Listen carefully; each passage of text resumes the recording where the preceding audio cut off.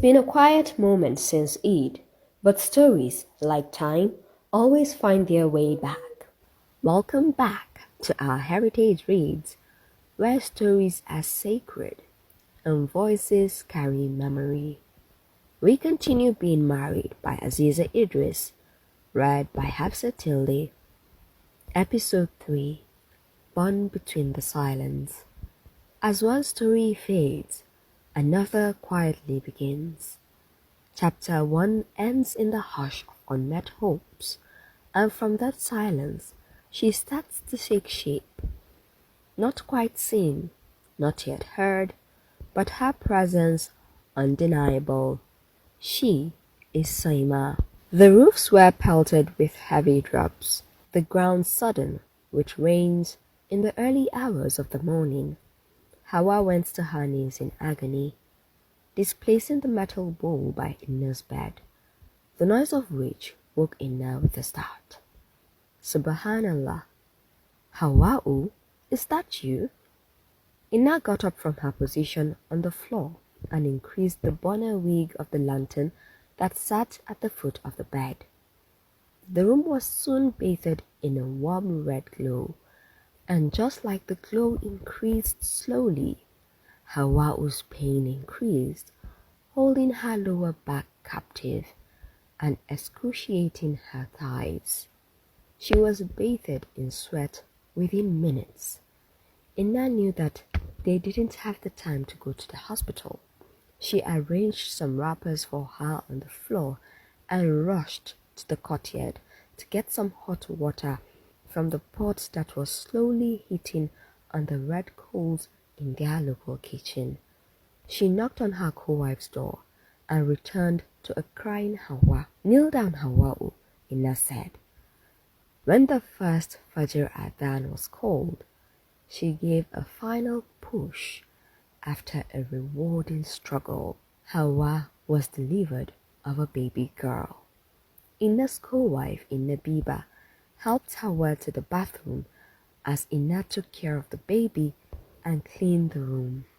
When she came out from the bathroom, Hawa found a piping hot bowl of tuwo waiting for her and a steaming jug of spiced tamarind pap.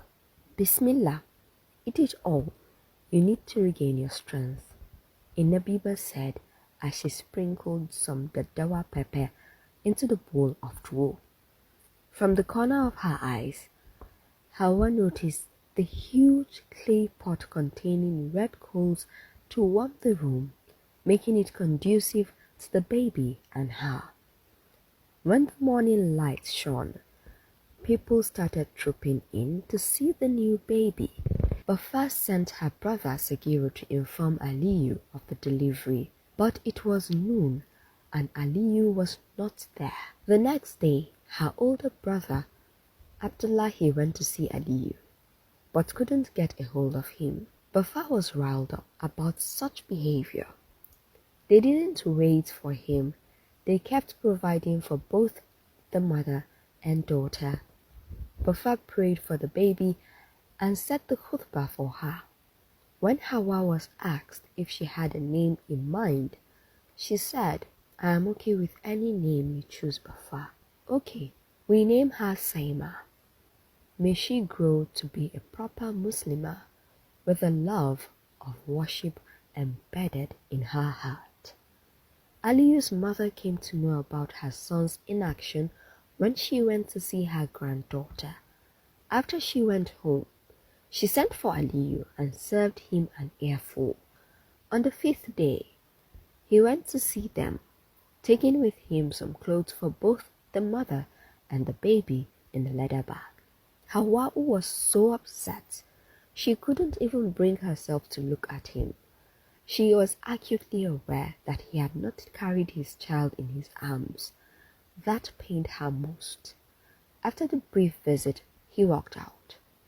As she waited for him to come every day, she couldn't shake the feeling that on the day Saima was born, her father was not present to say the khutbah for her, nor was he here to hold her in his arms and pray for her. He wasn't there for the zeal of having his first daughter. Now he came at the insistence of his mother and never returned.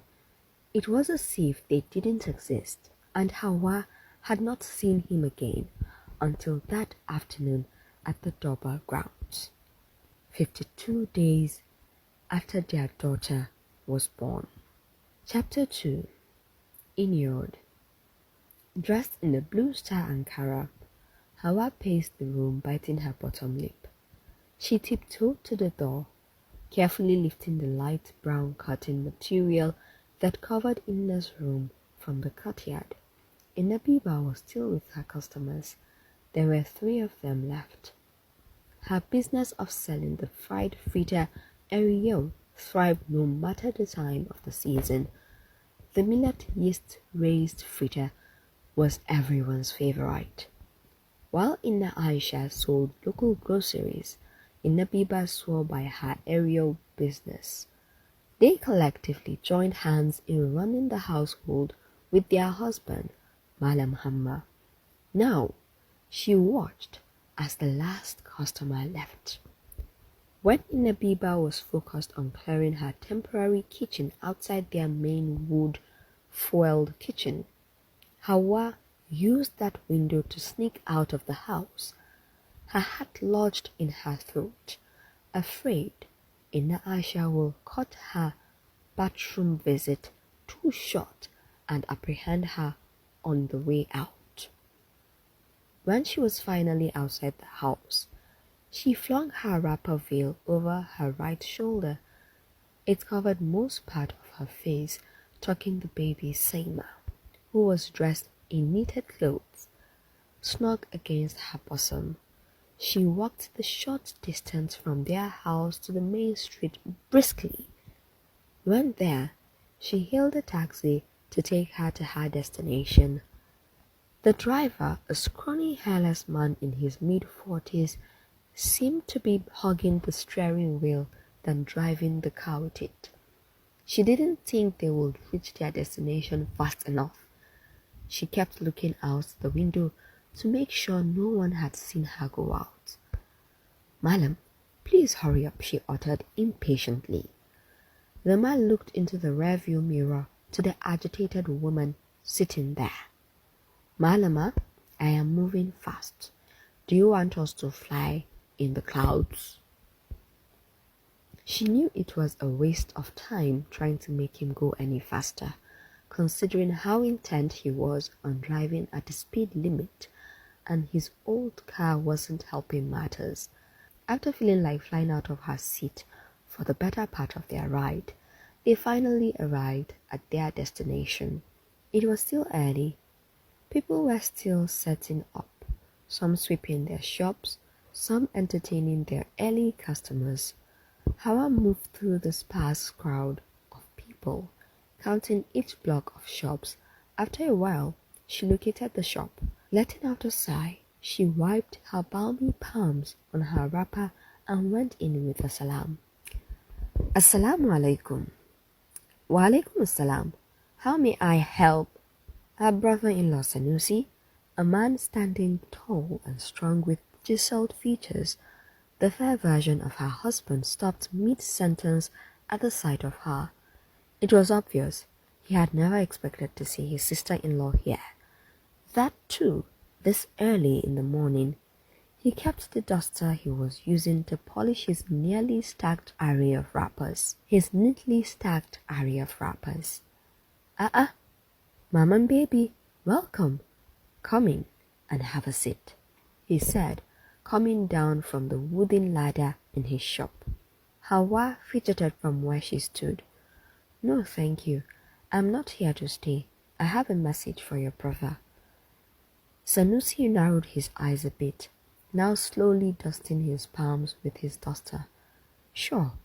What is it?" Hawa moved further into the shop and stood near the wooden counter slab. She took baby Seima from her veil and placed her on the countertop. Sanusi watched mouth agape as his sister-in-law. He rushed forward towards them. Bring her. Let me hold her while you bring out the message. Hawa'u looked up at him with fiery eyes. She is the message. Tell him to take care of his responsibility until he is ready to have a talk. And with that, she walked out of the shop, leaving him rooted to the ground. When the brief aftershock had left him, Sanusi followed her out. Hey, wait, Hawa. He called out, but Hawa'u was almost sprinting through the narrow lanes of the market. He went back huffing and stood a couple of feet away from the 53-day-old baby, now lying on his counter. Placing his hands over his head, he muttered, Inna lillahi wa inna ilayhi raji'un. Musa! Sanusi called out his errand boy who was cleaning their second shop. Yes, Allawi, Musa said, startling him. He spared the baby Saima with a long look. Then his gaze fell back on Musa. Sir, is this? Sanusi turned to Musa with a glare. Yes, it is a baby. What does it look like to you? He asked in a raised voice. Is it yours? Sanusi smacked Musa's head. No, she is my brother's, and you are going to summon him with immediate effect. Musa scratched his hurting head. But Allaboy, what are you going to do with the baby before he comes? Will you just go already? This thing, if she starts crying, I don't know what to do with her. Who drops their babies in the market? Yes, sir. Musa turned to leave, not bothering to answer his master's last question, knowing it was not directed at him. Saima stirred in her sleep, and Sanusi jumped back, as if electrocuted by a live wire. Why you? Musa? He ran after his errand boy. Come back here. We are taking her there together. His neighbor, Alhaji Yakubu, and a few other people present at the scene watched as they took baby down the lane. They moved through the throng of people to the parking lot. Inna lillahi. I haven't locked up the shop. Kai Hungo. Sanusi pushed the baby to Musa. Yallabai, I thought you have children. That earned Musa another glare. Kai, Gidanku. Hold this thing now. Musa took the baby from him and Sanusi let out a sigh. He was panting, as if he had run a 100-meter race. He rushed back to the shop and locked up before he joined them at the parking lot. Hawa took her daughter to him and watched the silence return. No answers, no promises, just the hollow of uncertainty. And so, Saima's story begins. Thank you for listening to Being Married by Aziza, brought to you by Our Heritage Reads. Until next time, may our stories always find